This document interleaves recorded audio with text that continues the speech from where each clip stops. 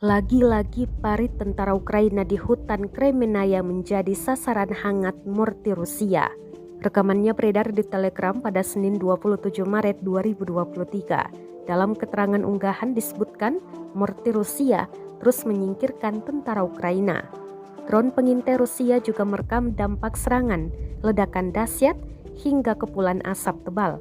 Sejumlah tentara Ukraina di dalam parit dikabarkan luka-luka hingga tewas. Bukan kali ini saja, parit Ukraina di hutan Kremenaya memang kerap diserang militer Rusia. Aksi ini merupakan serangan balasan yang menargetkan basis-basis militer Ukraina di Kremenaya.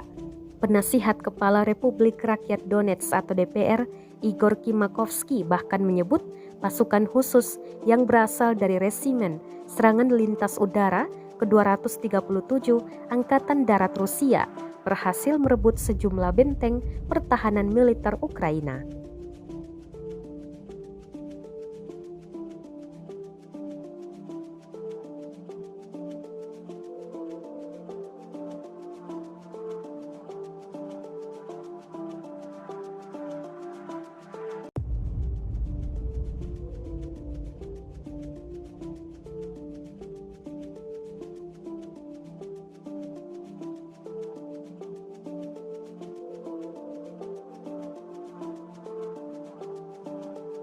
Terima kasih sudah nonton.